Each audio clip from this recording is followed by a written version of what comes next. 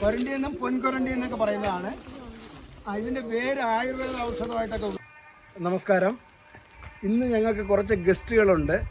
സാധാരണ ഗസ്റ്റുകളൊക്കെ വരുന്നത് ലിയോയും ലേഖയും കാണാനാണ്. ഇന്നത്തെ ഞങ്ങളുടെ ഗസ്റ്റുകൾ അവരെ കാണാനല്ല വരുന്നത്.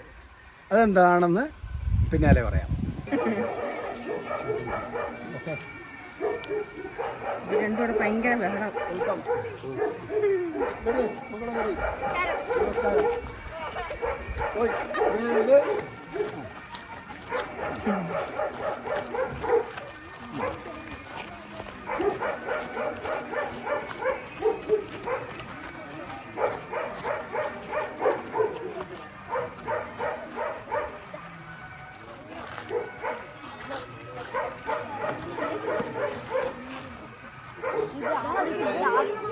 ആഫ്രിക്കയിൽ കണ്ടുതന്നെ പറ്റിയാണ്.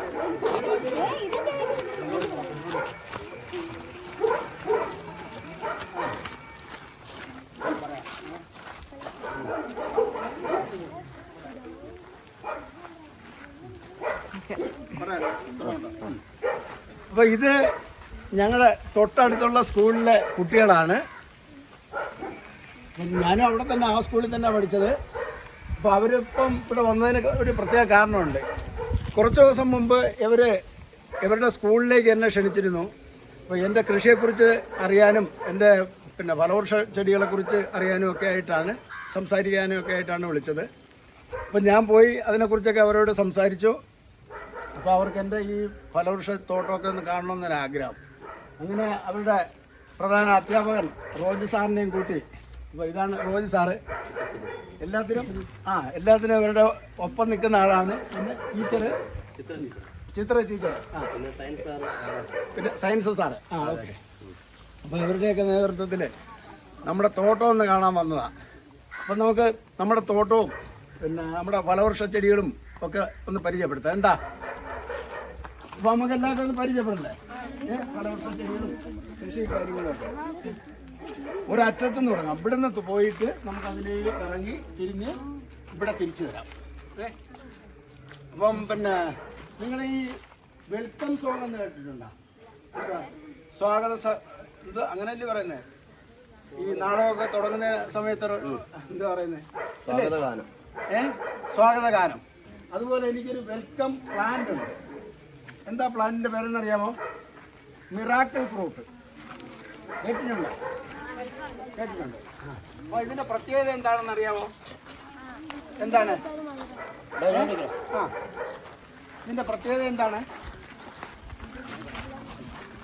ഈ ഫ്രൂട്ട് കഴിച്ചതിന് ശേഷം നമ്മൾ പുളിയുള്ള എന്തൊരു സാധനം കഴിച്ചാലും മധുരമായിട്ട് അനുഭവപ്പെടും. അതാണ് ഈ ഫ്രൂട്ടിന്റെ പ്രത്യേകത. മിറാക്കിൾ ഫ്രൂട്ട് നമ്മുടെ ഇന്ത്യക്കാരനല്ല ആള്, ആഫ്രിക്കക്കാരനാണ്. നമ്മുടെ നാട്ടിൽ വന്നിട്ട് വളരെ കുറച്ച് കാലമേ ആയിട്ടുണ്ട്.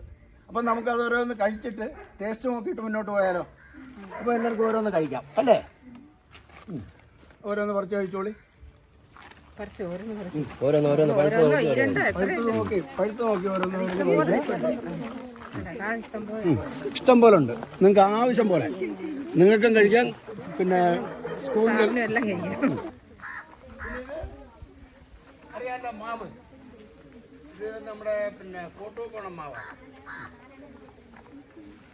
ഇലക്കൊക്കെ ആയിട്ട് ചായ കുടിക്കാറില്ലേ? ഇതാണ് ഏലം. ഈ നിൽക്കുന്നത് ഏലം നമ്മുടെ നാട്ടിൽ കായ്ക്കും. പക്ഷെ തണുപ്പ് നാടുകളിൽ കായ്ക്കുന്നത് പോലെ അത്ര കൂടുതലായിട്ട് കായ്ക്കത്തില്ല. നമുക്ക് ഭംഗിക്ക് വേണ്ടി ഒന്നോ രണ്ടോ നടാം. അത് ആ രീതി കായ്ക്കും. ഇത്രയേ ഉള്ളൂ. കൂടുതലായിട്ട് നമുക്ക് കൃഷിയായിട്ട് ചെയ്യാൻ പറ്റുന്ന ഒന്നല്ല ഏലം. എങ്കിലും നമ്മുടെ നാട്ടിൽ കായ്ക്കുകയും ചെയ്യും. ഇത് ചാമ്പ. ചാമ്പ എന്ന് പറഞ്ഞാൽ മാലി ചാമ്പ എന്ന് പറയും.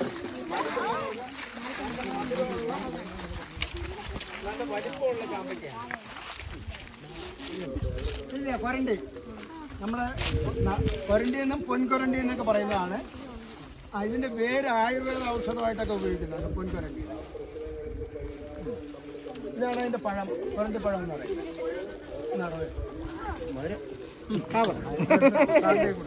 ഈ ആയുർവേദ മരുന്നായതുകൊണ്ടാണ് ആൾ ഫേമസ് ആയത്.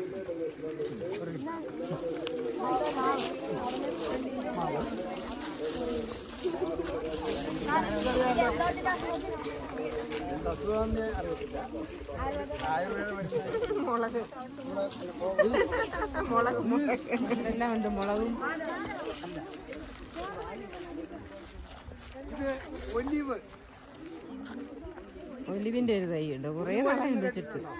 അപ്പൊ ഇതിന്റെ കായിൽ നിന്ന് എടുക്കുന്ന എണ്ണയാണ് അവക്കാഡോ. അവക്കാഡോ. അവക്കാഡോ. വെള്ളപ്പഴം. അവക്കാഡോ.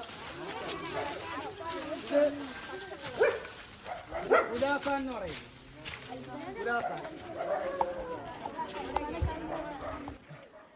നീ ചോദിക്ക് ആരാന്ന് ചോദിക്കും. ആരാന്ന് ചോദിക്കും. ചോദിക്കും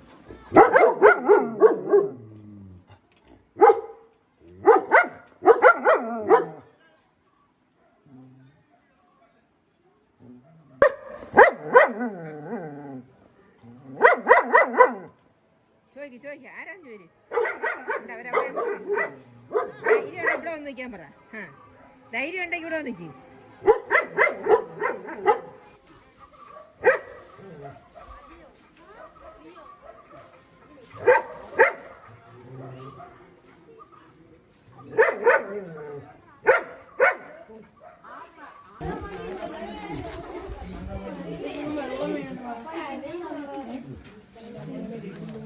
എടുത്തോ.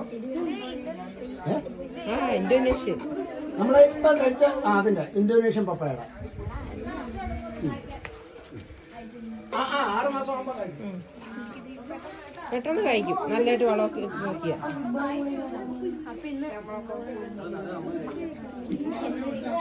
എല്ലാവരും കൊണ്ട് നടുക. എന്നിട്ട് പപ്പായ പറിക്കണം കേട്ടോ. കഴിച്ച് തിന്നണം. നല്ല പപ്പായ. ഇവിടുന്ന് ഒരറ്റത്ത് ചൂട്ട്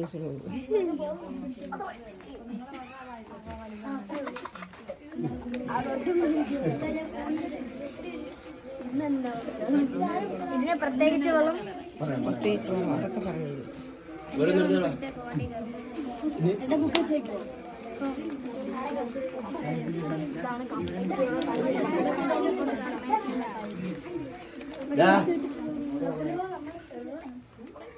എല്ലാവർക്കും ആയോ?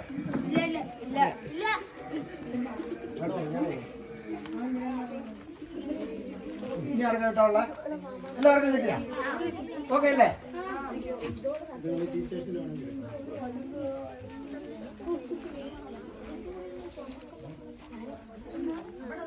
നിങ്ങൾക്ക് എല്ലാവർക്കും പപ്പായുടെ തൈ കിട്ടി. ഇത് എല്ലാത്തിലും ഞാൻ 2 തൈ വീതം നട്ടിട്ടുണ്ട്. പിന്നെ ഇതിനകത്ത് വിത്ത് വിട്ടിട്ടുണ്ട്. ഇത് കുറച്ചുകൂടെ ഈ കവറിൽ തന്നെ കുറച്ചുകൂടെ വളർന്നിട്ട് നിങ്ങൾ നോക്കണം. ഇതില് ഈ തൈയുടെ ഈ തണ്ടിനും ഇതിന്റെ ഇവിടുത്തെ തണ്ടിനും ഒരു പിങ്ക് കളർ വരും. ആ പിങ്ക് കളർ മാത്രമേ നടാവൂ. ഇതിലും ഞാൻ പറഞ്ഞതുപോലെ പുരുഷനും സ്ത്രീയൊക്കെ ഉണ്ട്. ആൺകപ്പ കായ്ക്കില്ല. അപ്പൊ പെൺകപ്പയ്ക്കായിരിക്കും ഈ നിറം വരുന്നത്. അതാണ് ഞാൻ എല്ലാത്തിനും 2 തൈ നട്ടിട്ടുണ്ട്. പിന്നെ അതിൽ വേറെ വിത്ത് ഇട്ടിട്ടുണ്ട്. അതിലൊരു അല്പം മണ്ണിട്ടിരുന്നു കഴിഞ്ഞാൽ വിത്ത് മുളച്ചു വരും. നിങ്ങൾക്ക് എന്തായാലും അതിൽ നിന്നൊരു പെൺകപ്പയുടെ തൈ കിട്ടിയിരിക്കും.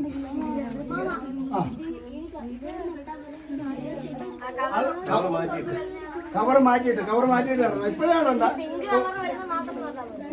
അല്ല ഒത്തിരി കൂടെ വലുതായിട്ട് നോക്കണം. വലുതായിട്ട് പിന്നെ നട്ടാ മതി. ഇച്ചിരി എല്ലുപൊടി, വേപ്പൻ പിണ്ണാക്ക, ചാണകപ്പൊടിയൊക്കെ ഇട്ട് നട്ടാൽ പെട്ടെന്ന് ഒരു 6 മാസം ആകുമ്പം ഇത്ര ഉയരമാകുമ്പോൾ മുതൽ കായ്ക്കാൻ തുടങ്ങും. നല്ല നിങ്ങൾ കണ്ടില്ലേ നല്ല പഴമല്ലേ? മഞ്ഞപ്പഴം കഴിച്ചിട്ട് കൊള്ളാല്ലേ? കഴിച്ചിട്ടുണ്ട് രുചിയില്ലേ? ഓക്കെ. അപ്പൊ ഇനി നിങ്ങളെ എന്റെ പിന്നെ ഇത് ഒരു കാര്യം ചോദിക്കാം. നമ്മൾ കുറച്ച് പഴച്ചെടികളും കൃഷിയെല്ലാം പരിചയപ്പെട്ടു. അപ്പൊ ഇതില് നിങ്ങളുടെ അനുഭവത്തില് നിങ്ങളുടെ ഒരു അനുഭവം അല്ലെങ്കിൽ നിങ്ങളുടെ ഒരു അഭിപ്രായം എന്താണെന്ന് പറയാം. നമ്മുടെ സ്കൂളിൽ വന്ന് ഈ കൃഷിയെ കുറിച്ച് നമ്മളെ പഠിപ്പിച്ചതിനും ഇവിടെ വന്ന് ഇതിന്റെ ഒരു നല്ലൊരു കാഴ്ചാനുഭവം നമുക്ക് തന്നതിനും പ്രിയപ്പെട്ട ദിലീപ് കുമാർ സാറിന് എന്റെ പേരിലും എന്റെ സ്കൂളിന്റെ പേരിലും ഞാൻ നന്ദി അറിയിക്കുന്നു. Thank you. നമ്മള് വേറെ എവിടെ ഇങ്ങനത്തെ ഒരു കാഴ്ച കണ്ടിട്ടില്ല. ഇത്തരം പഴച്ചെടികള് ആദ്യമായിട്ട് കാണുന്ന പിന്നെ പുതുമയുള്ള പഴച്ചെടികളെയും കണ്ടു. വ്യത്യസ്ത രീതിയിലുള്ള ചെടികളെല്ലാം കണ്ടു. പുതുതായിട്ടുള്ള ഫ്രൂട്ട്സിനെയൊക്കെ പരിചയപ്പെടുകയും കഴിക്കുകയൊക്കെ ചെയ്തു. വളരെ നല്ല രസമുണ്ടായിരുന്നു. ഓക്കെ. അപ്പോൾ നമ്മുടെ മക്കൾക്ക് പിന്നെ കുറേ പുതിയ പഴച്ചെടികളൊക്കെ പരിചയപ്പെടുത്താൻ കഴിഞ്ഞതിൽ എനിക്കും സന്തോഷമുണ്ട്. Okay, thank you. കൃഷിയുമായിട്ട് ബന്ധപ്പെട്ട നിങ്ങളുടെ പാഠഭാഗത്തുമായിട്ട് ബന്ധപ്പെട്ട് നമ്മൾ ഒരു ദിവസം ക്ലാസ് എടുത്തിരുന്നു. ദിലീപ്കുമാർ സാർ വന്ന് നമുക്ക് ക്ലാസ് എടുത്തിരുന്നു. അന്ന് തന്നെ നിങ്ങളോട് പറഞ്ഞതാണ് ഈ കൃഷിയെക്കുറിച്ച് നമുക്ക് നേരിട്ട് കണ്ട് പരിചയപ്പെടാമെന്ന് പറഞ്ഞിരുന്നു. അപ്പോൾ അതിനു വേണ്ടിയിട്ടാണ് ഇത് പിന്നെ കായ്ക്കുന്ന ഒരു സന്ദർഭം നോക്കിയിട്ട് നമ്മളിപ്പോൾ ഇന്ന് വന്നത്. അപ്പോൾ വ്യത്യസ്തങ്ങളായിട്ടുള്ള പഴവർഗ്ഗ ചെടികളെയും ഒക്കെ പരിചയപ്പെടാൻ നിങ്ങൾക്ക് കഴിഞ്ഞു. അപ്പോൾ കൃഷിയോടുള്ള നിങ്ങളുടെ താല്പര്യം കൂടുതലാകണം. ഇതുപോലെ ധാരാളം നമ്മുടെ കുറഞ്ഞ സ്ഥലങ്ങളിൽ തന്നെ ധാരാളം പഴവർഗ്ഗങ്ങൾ ഒക്കെ ഫലവൃക്ഷങ്ങളൊക്കെ കൃഷി ചെയ്യാൻ നിങ്ങൾക്കും ഒരു താല്പര്യം ഉണ്ടാകുവാൻ ഈ സന്ദർശനം പ്രയോജനപ്പെട്ടു എന്ന് കരുതുകയാണ്. അപ്പോൾ ഇതിനൊരു അവസരം ഉണ്ടാക്കിയ ദിലീപ്കുമാറിന് നമ്മുടെ സ്കൂളിൻ്റെ പേരിലുള്ള പ്രത്യേക നന്ദി അറിയിക്കുക. Okay, thank you.